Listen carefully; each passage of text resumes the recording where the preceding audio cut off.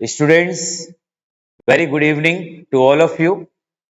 आज की क्लास में केमिस्ट्री का, इलेक्ट्रोकेमिस्ट्री का लेक्चर नंबर 7 है। बहुत बहुत बहुत ही ज्यादा इंपॉर्टेंट लेक्चर है। तो फर्स्ट ऑफ ऑल, जो लोग चैनल पे नए हों, सबका स्वागत है एपेक्स क्लासेस चैनल पे। और सबसे पहले स्टूडेंट्स, जो भी पहली बार हो, आप लोग चैनल को सब्सक्राइब जरूर कर लीजिएगा, ताकि लेक्चर आगे पीछे हो तो जैसे ही हम अपलोड करें आपको मिल जाए। तो समझते हैं आज की क्लास में मैं कौन सा टॉपिक डिस्कस करूंगा। इलेक्ट्रोकेमिस्ट्री का सबसे इंपॉर्टेंट टॉपिक है इलेक्ट्रोकेमिकल सेल। ध्यान दीजिएगा, इलेक्ट्रोकेमिकल सेल। उसके बाद हम लोग डिस्कस करेंगे सॉल्ट ब्रिज, फिर पढ़ेंगे फंक्शन ऑफ सॉल्ट ब्रिज, फिर बाद में देखेंगे रिप्रेजेंटेशन ऑफ इलेक्ट्रोकेमिकल सेल।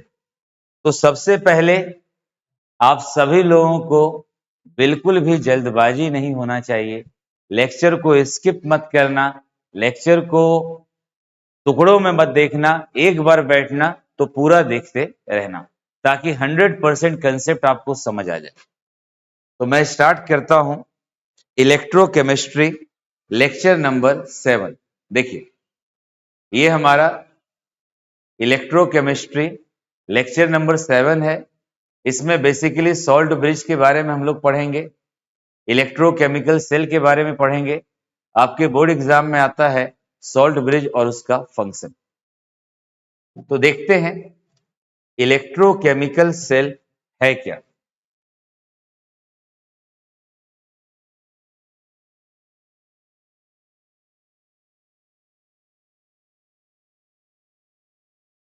समझिएगा स्टूडेंट्स,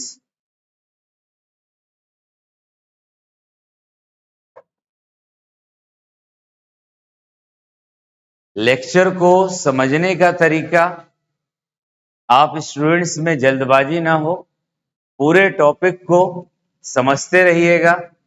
जहां आपको लगे कठिन है, पॉज करके थोड़ा सा बैक हो जाइएगा, पर एक बार में सुनिएगा।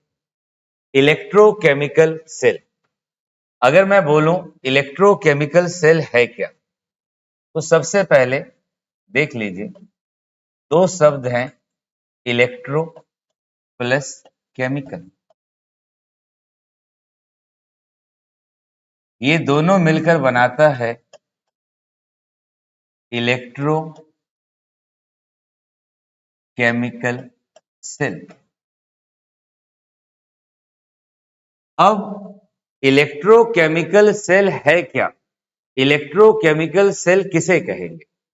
तो बड़ा सीधा सा बात, तो इसमें कुछ बातें मैं करूंगा। किसी रिडॉक्स रिएक्शन से, ध्यान देना, रिडॉक्स रिएक्शन वो है, रिडॉक्स रिएक्शन वो है, इसका मतलब समझ लो, रिडॉक्स रेड और ऑक्स। अंग्रेजी अनुवाद मत करना, रेड मतलब लाल, ऑक्स मतलब जानते हो, वो अंग्रेजी अनुवाद नहीं करना है। यहां रिडक्शन का मतलब होता है, याद रखिएगा,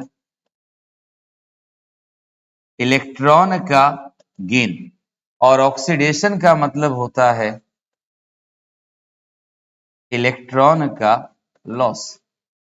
तो मैं क्या बताना चाहता हूं, रिडॉक्स रिएक्शन से, रिडॉक्स रिएक्शन से, किसी रिडॉक्स रिएक्शन से प्राप्त केमिकल एनर्जी को, किसी रिडॉक्स रिएक्शन से प्राप्त केमिकल एनर्जी को मैं किस में बदल दूंगा स्टूडेंट्स, इलेक्ट्रिकल एनर्जी में। ध्यान दीजिएगा, तीन बातों में डेफिनेशन कंप्लीट कर रहा हूं। किसी रिडॉक्स रिएक्शन से प्राप्त केमिकल एनर्जी को मैं इलेक्ट्रिकल एनर्जी में बदल दूंगा, तो इस सेल को बोला जाता है इलेक्ट्रोकेमिकल सेल। एक ऐसा यंत्र, एक ऐसा युक्ति या एक ऐसा डिवाइस जो रिडॉक्स रिएक्शन से प्राप्त, जो रिडॉक्स रिएक्शन से प्राप्त केमिकल एनर्जी को सीधे किस में बदल दे, इलेक्ट्रिकल एनर्जी में। ध्यान दीजिएगा, जो रिडॉक्स रिएक्शन से प्राप्त केमिकल एनर्जी को किस में बदल दे, इलेक्ट्रिकल एनर्जी में बदल दे, उसी को बोला जाएगा इलेक्ट्रोकेमिकल सेल। अब इसमें मुझे दूसरी बात पता चल गई, इसमें मुझे यह पता चला कि भाई इसमें रिडक्शन भी होगा और इसमें ऑक्सीडेशन भी होगा, इसमें रिडक्शन भी होगा और इसमें ऑक्सीडेशन भी होगा। तो याद रखना, एक इलेक्ट्रोड पर ऑक्सीडेशन होगा, दूसरे इलेक्ट्रोड पर रिडक्शन होगा। जिस पर ऑक्सीडेशन होगा आगे सिखाऊंगा कैसे, इसको एनोड बोलेंगे, और जिस पे रिडक्शन होगा उसको कैथोड बोलेंगे। जस्ट फॉर नॉलेज, एनोड मेरा नेगेटिव होगा, कैथोड मेरा पॉजिटिव होगा, ये माइंड में रखना है। पर अभी के लिए मैं चाहता हूं कि तुम्हारे एग्जाम में 2 नंबर का सवाल पूछता है, सबको याद हो जाए। इलेक्ट्रोकेमिकल सेल क्या है? इलेक्ट्रोकेमिकल सेल किसे कहते हैं? एक ऐसा सेल या एक ऐसा यंत्र, एक ऐसा सेल या एक ऐसा यंत्र जो रिडॉक्स रिएक्शन से प्राप्त केमिकल एनर्जी को सीधे किस में बदल दे, इलेक्ट्रिकल एनर्जी में, उसे इलेक्ट्रोकेमिकल सेल कहते हैं। एक काम समाप्त हो गया। इलेक्ट्रोकेमिकल सेल में धातु का 2 रॉड होगा, एक को एनोड बोलेंगे, दूसरे को कैथोड। एनोड का काम है इलेक्ट्रॉन को देना, कैथोड का काम है इलेक्ट्रॉन को लेना। एक तरफ से इलेक्ट्रॉन जाने लगा, दूसरे तरफ इलेक्ट्रॉन मिलने लगा, बीच में अमीटर लगा हुआ है, वो बता देगा कि धारा प्रवाहित होने लगी। यानी मेरा केमिकल एनर्जी किस में बदलने लगा, इलेक्ट्रिकल एनर्जी में। मेरा केमिकल एनर्जी किस में बदलने लगा, इलेक्ट्रिकल एनर्जी में। तो भाई इसी सेल को तो बोलेंगे इलेक्ट्रोकेमिकल सेल। That's final. आइए अब डेफिनेशन देखते हैं। कोई फास्टनेस नहीं, कोई जल्दी नहीं, साइंस के लिए है, एक बार समझिए जीवन भर समझिए। सॉलिड काम। डेफिनेशन, बेसिकली डेफिनेशन हम लोग उनके लिए लिखते हैं जो बोर्ड के छात्र हैं, जो पहले इसके बारे में कभी नहीं जानते। तो वही बात, वैसा युक्ति या वैसा यंत्र जो रासायनिक ऊर्जा को विद्युतीय ऊर्जा में परिवर्तित कर दे, उसे वैद्युत रासायनिक सेल कहते हैं। गैल्वेनिक नामक वैज्ञानिक ने स्टूडेंट बताया था, इसे गैल्वेनिक सेल भी बोल देते हैं। इसमें धातु का 2 इलेक्ट्रोड होता है, दोनों को अर्ध सेल कहते हैं, और दोनों इलेक्ट्रोड देख लो तार के द्वारा जुड़ा होगा, अभी मैं आपको बताऊंगा। एक पर ऑक्सीकरण होगा, दूसरे पे अवकरण होगा, जिसके परिणाम स्वरूप धारा प्राप्त होती है, और इसी को बोलते हैं वैद्युत रासायनिक सेल। यही डेफिनेशन था। इंग्लिश में भी आप देख सकते हो, अ डिवाइस यूज्ड टू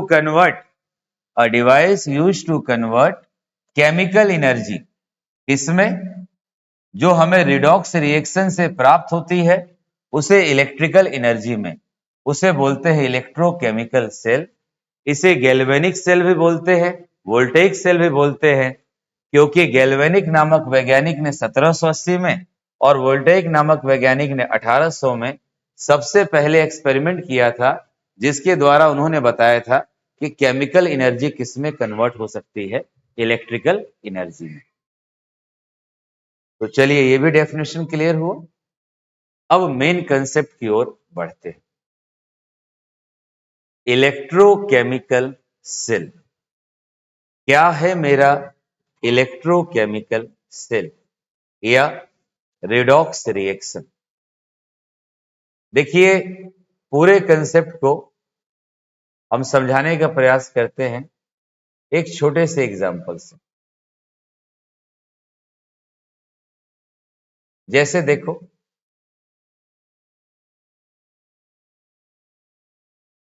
ध्यान देना, चलिए यहां पे एग्जाम्पल है, मैं इसी का यूज कर रहा हूं। इस एग्जाम्पल पे ध्यान देना, एक रिडॉक्स रिएक्शन है,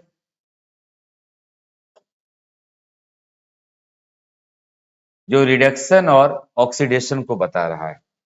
यानी पूरे केमिकल सेल के प्रोसेस को सॉल्ट ब्रिज क्या है, इलेक्ट्रोकेमिकल सेल क्या है, एनोड क्या है, कैथोड क्या है, इस एक एक्सपेरिमेंट से मैं आपको डिस्कस कर दूंगा। तो आराम से पूरे एक्सपेरिमेंट को समझना।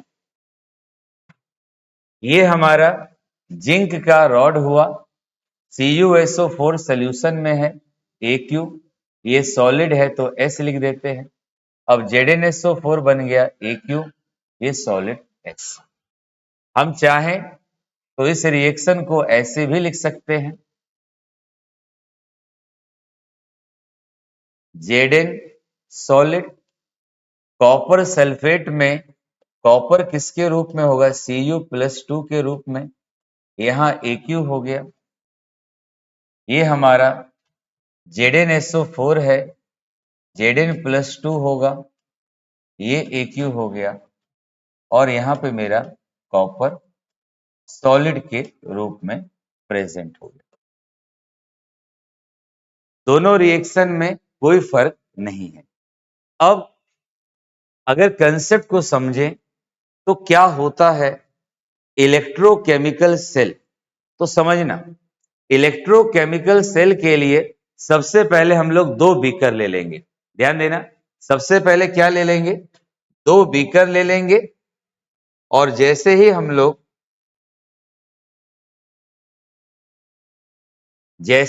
लोग दो बीकर लेंगे, समझिएगा, दो बर्तन ले लेंगे, एक तरफ आपका जिंक का रॉड रख देंगे, एक तरफ कॉपर का रॉड। जैसे देखो, ये मैंने एक बर्तन ले लिया लेफ्ट साइड, और ये मैंने दूसरी साइड एक दूसरा बर्तन ले लिया। इसमें स्टूडेंट्स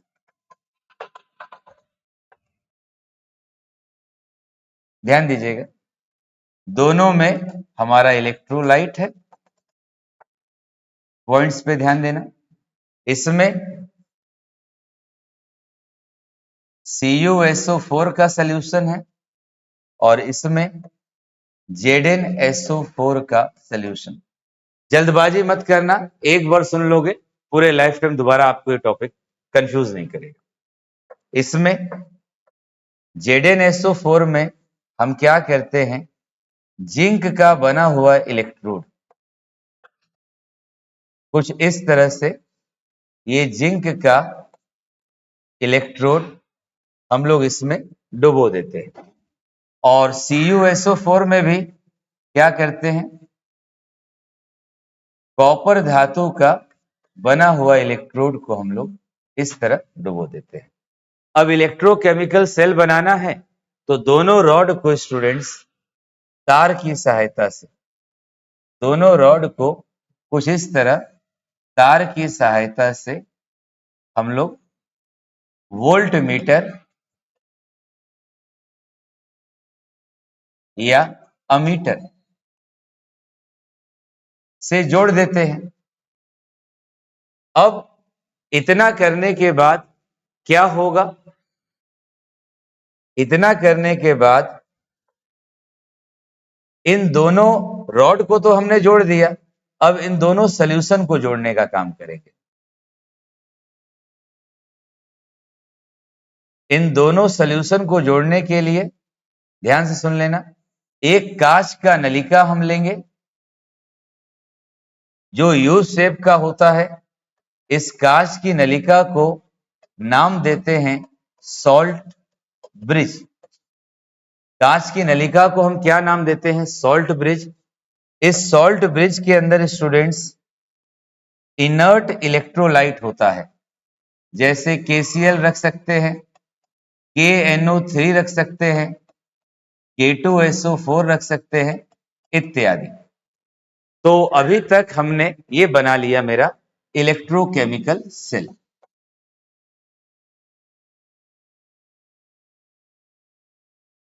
इलेक्ट्रोकेमिकल सेल, अब इसके वर्किंग को समझते हैं। इलेक्ट्रोकेमिकल सेल का वर्किंग क्या होगा, कुछ लिखना मत आप लोग, बस पहले समझ लीजिएगा। अगले स्लाइड में सब कुछ रेडीमेड है स्टूडेंट्स, यहां पे आप जरा समझ लीजिए।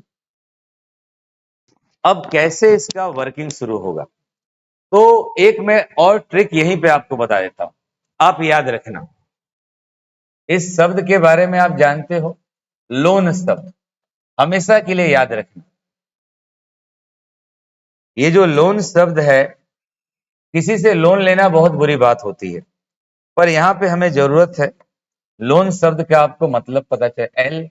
LOAN, ये लोन, L का मतलब लेफ्ट हुआ, O का मतलब ऑक्सीडेशन हुआ, A का मतलब एनोड हुआ, और यहां पे जो N है, इस N का मतलब नेगेटिव।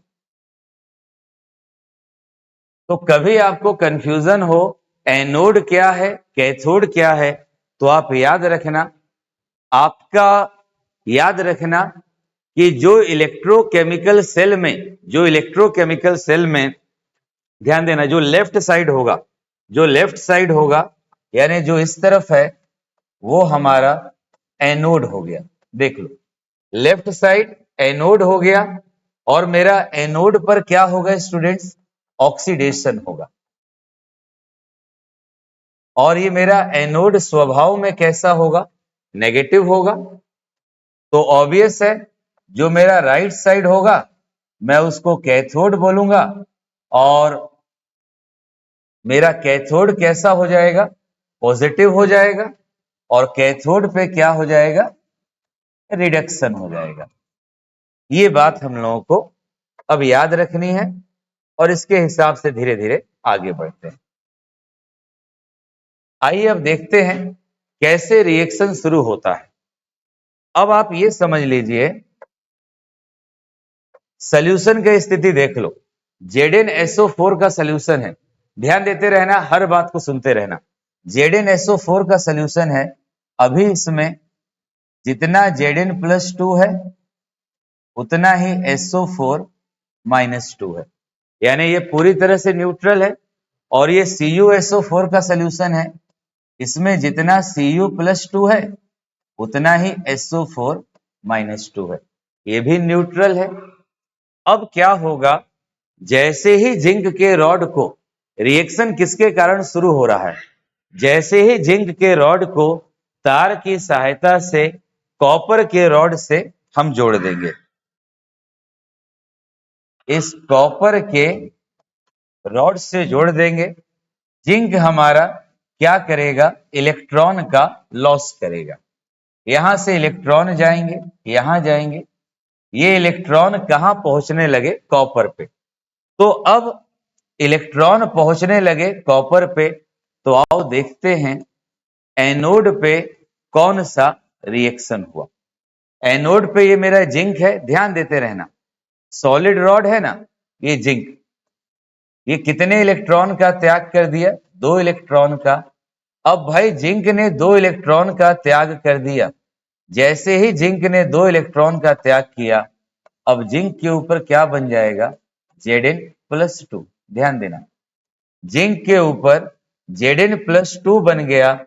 तो सबसे बड़ी बात, अब बताओ सॉल्यूशन में क्या मिलने लगा, Zn+2, क्योंकि Zn+2 तो आयन है, सॉल्यूशन में होगा, यानी जिंक किस में बन गया, Zn+2 में। तो यहां समझ लेना, पहले प्लस और माइनस बराबर था, बड़ी चीज ये है, पहले प्लस और माइनस बराबर था, अब प्लस ज्यादा हो गया, तो कहीं ना कहीं इस पर पॉजिटिव चार्ज की बात समझ आने लगी। अब स्टूडेंट्स, अब ये इलेक्ट्रॉन कहां जाएंगे, कैथोड के पास। तो देखते हैं कैथोड पर कौन सा रिएक्शन होगा।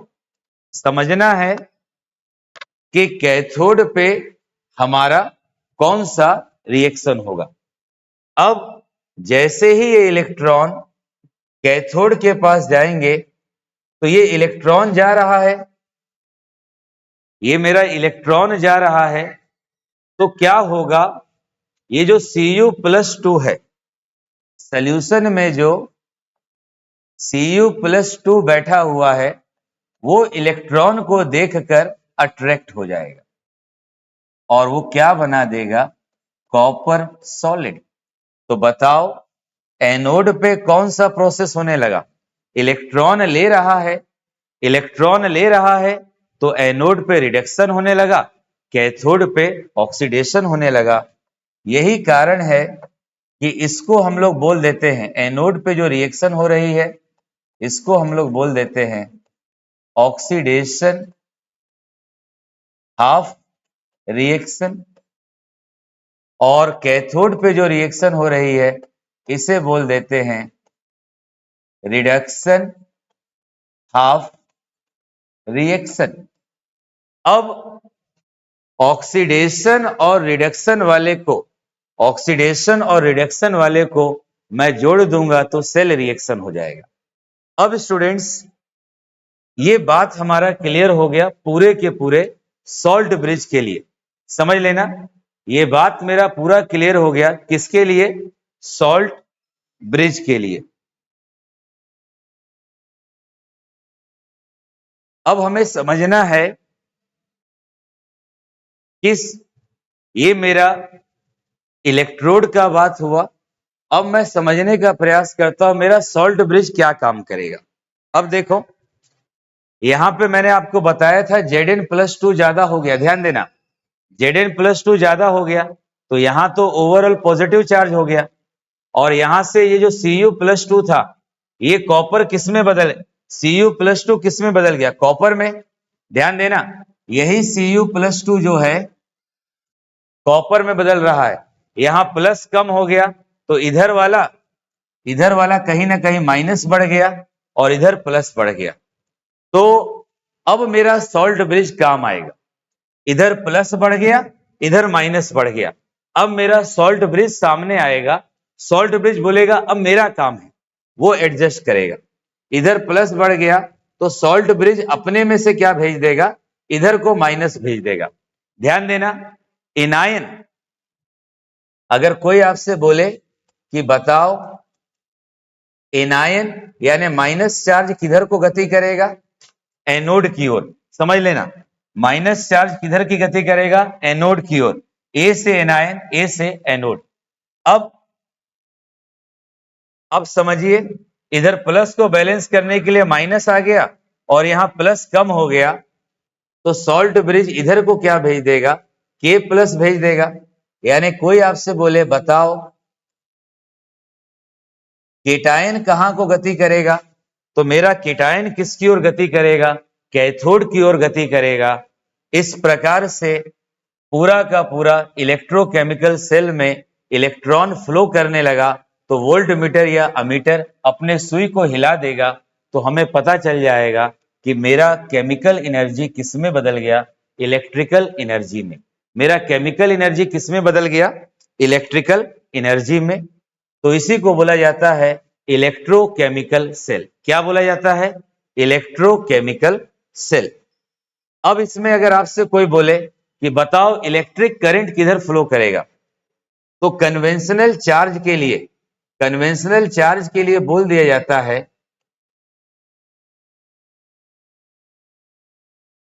कन्वेंशनल करंट इलेक्ट्रॉन के अपोजिट डायरेक्शन में फ्लो करता है। तो उम्मीद है स्टूडेंट्स ये आपको क्लियर हुआ होगा। अब मैं फिर से पूरे प्रोसेस को रिपीट कर दे रहा हूं, हार्डली 5-7 मिनट का समय लगेगा। पूरे प्रोसेस को ध्यान से देखना और अगर ये समझ लग गया तो 2-3 ऑब्जेक्टिव सवाल आपका हमेशा के लिए तैयार हो जाएगा। जिंक सॉलिड है, CuSO4 है, रिडॉक्स रिएक्शन है, ZnSO4 Cu में बदल रहा है। इसको मैं इस तरह लिख सकता हूं। तो आपसे बोले इलेक्ट्रोकेमिकल सेल कैसे वर्क करेगा, 2 बीकर ले लिए हमने, लेफ्ट साइड मेरा ऑक्सीडेशन होगा, लेफ्ट वाला एनोड होगा वो नेगेटिव होगा। इस ट्रिक को आपको हमेशा याद रखना। अब ZnSO4 के सोल्यूशन में जिंक के रॉड को डुबो दिया, CuSO4 के सोल्यूशन में कॉपर के रॉड को डुबो दिया, दोनों को तार से जोड़ दिया। दोनों सोल्यूशन को जोड़ने के लिए सॉल्ट ब्रिज का मैंने इस्तेमाल कर दिया। अब जिंक इलेक्ट्रॉन का लॉस करेगा, 2 इलेक्ट्रॉन का लॉस करेगा, Zn+2 हो गया, सोल्यूशन में +2 आ गया तो यहां पॉजिटिव चार्ज बढ़ गया। इस पॉजिटिव को खत्म करने के लिए सॉल्ट ब्रिज इसके पास नेगेटिव को भेज देगा।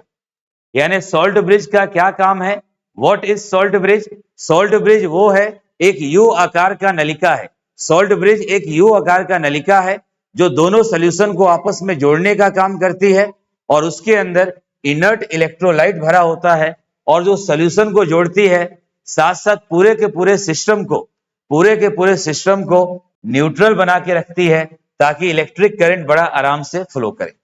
अब ऊपर से इलेक्ट्रॉन आ रहा है, Cu+2 इलेक्ट्रॉन को लेके कॉपर में बदल जाएगा। तो यहां Cu+2 कम हो गया, प्लस कम हो गया, तो इधर से K+ सॉल्ट ब्रिज में से आना शुरू कर देगा, तो ये न्यूट्रल हो जाएगा। तो एनायन किसकी ओर मूव कर रहा है? एनोड की ओर। केटायन किसकी ओर मूव कर रहा है? कैथोड की ओर। इलेक्ट्रॉन कहां से फ्लो कर रहे हैं? एनोड से कैथोड की ओर। करंट का डायरेक्शन जनरली उसके अपोजिट हम लोग ले लेते हैं, और वोल्ट मीटर अपना रीडिंग दिखाने लगेगा। इस तरह से मेरा इलेक्ट्रोकेमिकल सेल वर्क करता है। आइए अब देखते हैं इसके डेफिनेशंस को। जो पढ़ाए हैं उसे आसान शब्दों में हम लोगों ने लिखा भी है कि आपको ज्यादा मेहनत ना करना पड़े। देख लीजिए।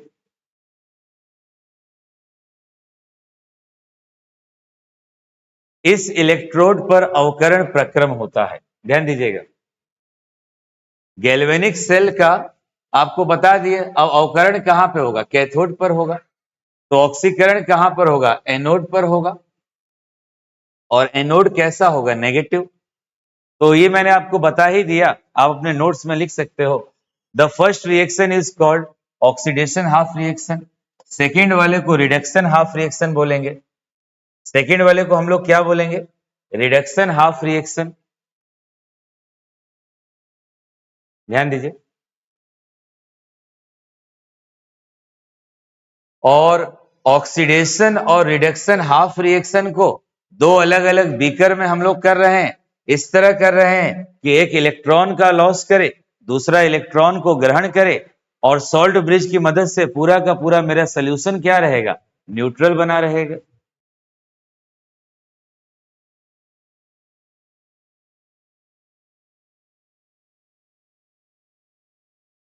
अब बात करते हैं सॉल्ट ब्रिज क्या है, इसका डेफिनेशन देख लीजिए। देखिए, जो फिगर बनाए थे वो आप यहां से भी देख सकते हैं। पूरा का पूरा ये आपका परफेक्ट फिगर है जो आपको समझाए थे। देखिए, ये एनोड हो गया, ये मेरा एनोड हो गया, ध्यान देना। तो एनोड पर मेरा ये रिएक्शन हो गया स्टूडेंट्स, ध्यान दीजिएगा। एनोड पे ऑक्सीडेशन, केटायन देखो, मूवमेंट ऑफ केटायन कैथोड की ओर। एनायन किसकी ओर मूव कर रहा है? एनोड की ओर। जिंक से इलेक्ट्रॉन जा रहे हैं कॉपर रॉड की ओर, ये कॉपर उसको एक्सेप्ट कर रहा है, और साथ साथ इलेक्ट्रॉन का फ्लो एनोड से कैथोड की ओर हो रहा है। करंट का फ्लो उसके अपोजिट डायरेक्शन में, देखो केटायन इधर आ रहा है और SO4-2 इधर जा रहा है, और ये वोल्ट मीटर या अमीटर मेरा रीडिंग दिखाएगा। तो मैं बोलूंगा यहां से जो मेरा केमिकल रिएक्शन का एनर्जी है रिडॉक्स का, वो किस में बदल गया? इलेक्ट्रिकल में बदल गया। आपके बोर्ड एग्जाम में सवाल पूछता है, और हम उम्मीद करते हैं इस बार भी जरूर पूछेगा स्टूडेंट्स, सॉल्ट ब्रिज क्या है? इंपॉर्टेंट है बोर्ड एग्जाम्स के लिए, तो समझ लीजिएगा सॉल्ट ब्रिज क्या है। बताया था लवण सेतु एक यू आकार का नलिका होता है, एक यू शेप की नलिका है, जिसमें किसी अक्रिय वैद्युत अपघट्य इनर्ट इलेक्ट्रोलाइट KCl हो गया, K2SO4 हो गया, KNO3 हो गया, वो सब इसमें मौजूद होता है। अब इसका काम क्या है? देखें, और salt bridge is a U shape tube containing concentration solution of inert electrolyte. ये कंसेंट्रेटेड सोल्यूशन रखेगा इनर्ट इलेक्ट्रोलाइट का, जिसमें KCl, KNO3, K2SO4 होगा। अब इसका फंक्शन देख लो। दो ही मेन फंक्शन है जो आपको मैं बता चुका हूं। फंक्शन ऑफ सॉल्ट ब्रिज, ध्यान दीजिएगा, नोट्स जरूर बनाइएगा स्टूडेंट्स। सॉल्ट ब्रिज परिपथ को पूर्ण करता है, पूरे के पूरे सर्किट को पूरा करता है। एक अर्ध सेल से दूसरे अर्ध सेल में विद्युत धारा को प्रवाहित कराने में सहायता करता है। यह परिपथ को पूर्ण करके एक अर्ध सेल से दूसरे अर्ध सेल में विद्युत धारा को प्रवाहित कराने में सहायता करता है। बेसिकली आयनों को यह कंट्रोल करता है। यह परिपथ को पूर्ण करके एक अर्ध सेल से दूसरे अर्ध सेल में आयनों को प्रवाहित होने देता है और विद्युत उदासीनता बनाए रखता है। अभी मैंने आपको बताया था एनोड पे प्लस चार्ज बढ़ गया, कैथोड पे माइनस चार्ज। ध्यान देना, एनोड पे प्लस चार्ज बढ़ गया, कैथोड पे माइनस चार्ज बढ़ गया। तो कंट्रोल करने के लिए कैथोड की ओर सी से कैथोड, सी से केटायन, केटायन को ये भेज देगा, एनोड की तरफ किसको भेज देगा, एनायन को भेज देगा। तो एक यही बात है। सॉल्ट ब्रिज का क्या फंक्शन है?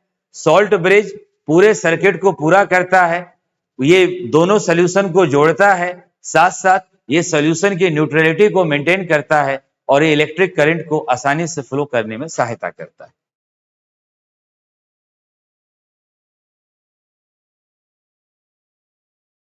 आगे बढ़ते हैं स्टूडेंट्स। ये सबसे महत्वपूर्ण रिप्रेजेंटेशन ऑफ इलेक्ट्रोकेमिकल सेल। ध्यान दीजिएगा, क्या रिप्रेजेंटेशन होगा इलेक्ट्रोकेमिकल सेल का? अगेन न्यूमेरिकल करने के लिए ये बहुत जरूरी है। और देखो, चैनल के साथ हमेशा बने रहना। हम लोग अपना 100% देने की कोशिश कर रहे हैं ताकि आपको चीजें आसान हो। रिप्रेजेंटेशन करना है। अब सबसे बड़ी चीज, मैं उस रिएक्शन को लिख देता हूं। मेरा रिएक्शन था Zn सॉलिड, Cu+2 था, एक्वस था ना, इसी रिएक्शन से शुरू किए थे। ये बन गया Zn+2 एक्वस और Cu सॉलिड। अब इसी से मैं समझाने जा रहा हूं। एक छोटा सा ट्रिक याद रखना, जो तीर का निशान है बीच में है ना, तो आप बीच में क्या कर दीजिए, रिप्रेजेंट करना है सेल को। दो लाइनें इस तरह साफ साफ बना दो बिना डर भय के। Salt bridge. अब सॉल्ट ब्रिज के लेफ्ट साइड अपनी ट्रिक पे आ जाओ। लेफ्ट साइड क्या होगा? लोन बताए थे, ऑक्सीडेशन होगा, लोन शब्द। और लेफ्ट साइड कौन होगी? एनोड। और मेरा एनोड कैसा होगा? नेगेटिव होगा। यही आपको सिखाए थे। बस लोन याद रखना, ये L, ये O, ये A और ये N। तो लेफ्ट साइड मेरा एनोड है, ऑक्सीडेशन हो रहा है। ऑक्सीडेशन कौन कर रहा था? जिंक। ये आपने लिख दिया Zn सॉलिड। अब जिंक किस में बदल रहा है? Zn+2 में। आपने लिख दिया Zn+2। यहां पे लिख दो कंसंट्रेशन। कुछ ना कुछ सोल्यूशन है तो कंसंट्रेशन होगा। अब इन दोनों के बीच में क्या आप लगा सकते हो? इन दोनों के बीच में एक इस तरह से सीधी वर्टिकल लाइन लगा सकते हो। ध्यान देना, दोनों के बीच में इस तरह से सीधी वर्टिकल लाइन लगा सकते हो, या दोनों के बीच में सेमी कॉलम लगा सकते हो। मैंने दोनों के बीच में वर्टिकल लाइन लगा दी। ये मेरा हो गया। यानी यहां दूसरे शब्दों में मैंने यहां मेटल लिख दिया और यहां पे मेटल आयन को लिख दिया और बगल में क्या लिख दिया? उसका कंसंट्रेशन। यही कंसेप्ट है। अब लेफ्ट साइड तो एनोड हो गया। अब ये हमें पता चल चुका है कि भाई ये सब कहानी मेरा कहां पे हो रहा था? एनोड पे हो रहा था। अब बात करते हैं राइट साइड क्या होगा? कैथोड। तो पूछ लो, कैथोड हो तो तुम इलेक्ट्रॉन लोगी। इलेक्ट्रॉन कौन लेगी? कॉपर। तो कॉपर इलेक्ट्रॉन को ग्रहण कर रही है, तो Cu+2। यहां कंसंट्रेशन लिख दीजिए। और ये कॉपर किस में बदल रहा है? कॉपर सॉलिड में बदल रहा है, Cu सॉलिड। दोनों के बीच में या तो वर्टिकल लाइन या तो सेमी कॉलम। हम किसका प्रयोग कर देते हैं? वर्टिकल लाइंस का प्रयोग कर देते हैं। यानी यहां पे हमने पहले क्या लिखा? मेटल आयन और ब्रैकेट में उसका कंसंट्रेशन, और यहां पे हमने लिख दिया मेटल। इस तरह से हमने इलेक्ट्रोकेमिकल सेल को रिप्रेजेंट कर दिया। कोई बोले इलेक्ट्रॉन का फ्लो किधर से होगा, आपको पता है इलेक्ट्रॉन का फ्लो एनोड से कैथोड होता है। कोई बोले केटायन किसकी तरफ जाएगा, कैथोड की तरफ। एनायन किसकी तरफ जाएगा, एनोड की तरफ। कोई बोले ऑक्सीडेशन कहाँ हो रहा है, एनोड पर। एनोड कैसा होगा, नेगेटिव होगा। कैथोड कैसा होगा, पॉजिटिव होगा। यानी जो मैंने यहाँ पे समझाया, क्योंकि देखो हम लोग मान के चलते हैं कि आपको नोट्स बनाना है, उन सभी चीजों को बकायदे अगली स्लाइड में लिखे हैं, ताकि आप साथ के साथ नोट कर लो। समय दो तो साथ के साथ चीजें कंप्लीट हो जाएं, बाकी चक्कर ना रहे कि आज पढ़ रहे हैं 4 दिन बाद नोट्स बना रहे हैं। That's not the way. अब देखो कैसे रिप्रेजेंट करना है। एक गैल्वेनिक सेल में एनोड को लेफ्ट साइड बिल्कुल, कैथोड को राइट साइड लिखते हैं। ऑक्सीकरण अर्ध सेल में यानी ऑक्सीडेशन हाफ रिएक्शन में एनोड को लिखने के लिए धातु को पहले लिखते हैं। अभी हमने लिखा था जिंक को पहले, उसके बाद यही बताएंगे वर्टिकल लाइन का प्रयोग करते हैं, उसके बाद धातु आयन को लिखते हैं, बीच में सांद्रता को लिख देते हैं। देख लीजिए ये लिखा हुआ है बिल्कुल, और इसके बीच में सेमीकोलन है। और रिडक्शन को बताने के लिए कैथोड को, रिडक्शन को बताने के लिए पहले आयन को लिख रहे हैं, फिर उसके बाद धातु को लिखेंगे। जैसे Cu+2 लिखा, Aq, बीच में सेमीकोलन या एक लाइन, कॉपर सॉलिड। और इन दोनों को एक साथ लिखकर दोनों के बीच में क्या लगा देंगे, लवण सेतु। ये देख लीजिए, ये एनोड वाले हिस्से को बताने लगा, ये कैथोड वाले, यहां सॉलिड जरूर कर लीजिएगा। ये मैं पहले ही बता चुका था। आइए सेम बात इंग्लिश में भी लिख दिए हैं। गैल्वेनिक सेल को, एनोड को लेफ्ट साइड, कैथोड को राइट साइड, बस वही है। इंग्लिश हिंदी के बहाने हमें भी बार बार बताने को मिल जा रहा है, इसलिए हम भी रिपीट कर देते हैं। Zn+2, ये आपका कंसेंट्रेशन, चाहते तो वही हिंदी इंग्लिश लिखवा देते। अब एनोड सेल को रिप्रेजेंट करना है, यानी गैल्वेनिक सेल में एनोड को लेफ्ट साइड, कैथोड को राइट साइड। एनोड को रिप्रेजेंट करने के लिए मेटल को पहले लिख दीजिए, मेटल आयन को बाद में, दोनों के बीच में वर्टिकल लाइन। और इधर वाले हिस्से में हम किसको लिख देंगे, एनोड वाले को, इधर वाले हिस्से में कैथोड वाले को। ये किसको बताएगा, सॉल्ट ब्रिज को बताएगा। जो हमने पीछे बताया वही कंसेप्ट है। तो स्टूडेंट्स, उम्मीद करते हैं आपके लिए जो प्रयास कर रहे हैं बेटर लग रहा होगा। लास्टली वही है, हर वीडियो के लेक्चर में हम लोगों का प्रयास है कि कुछ बेटर लाइंस आपके साथ शेयर किया जाए।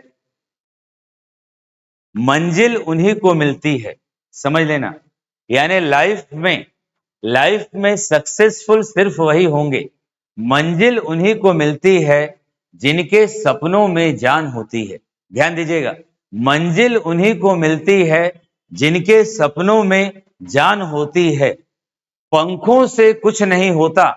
ध्यान दीजिएगा, मंजिल उन्हीं को मिलती है जिनके सपनों में जान होती है, पंखों से कुछ नहीं होता, हौसलों से उड़ान होती है। यानी विद्यार्थी जीवन में सब संसाधन तुमको हम दे दें, सब कुछ सुविधा अवेलेबल करा दें, पढ़ने के लिए एसी रूम का व्यवस्था हो जाए, सारी फैसिलिटी हो जाए, अगर तुम पढ़ना ही नहीं चाहेगा, तुम्हारी इच्छा पढ़ने की नहीं करेगी, तो क्या कामयाब हो पाओगे। यानी मेन बात यही है, आपके अंदर हौसला होना चाहिए, जज्बा होना चाहिए मेहनत करने का, then only you can get success. Thank you students. देख भाई पहले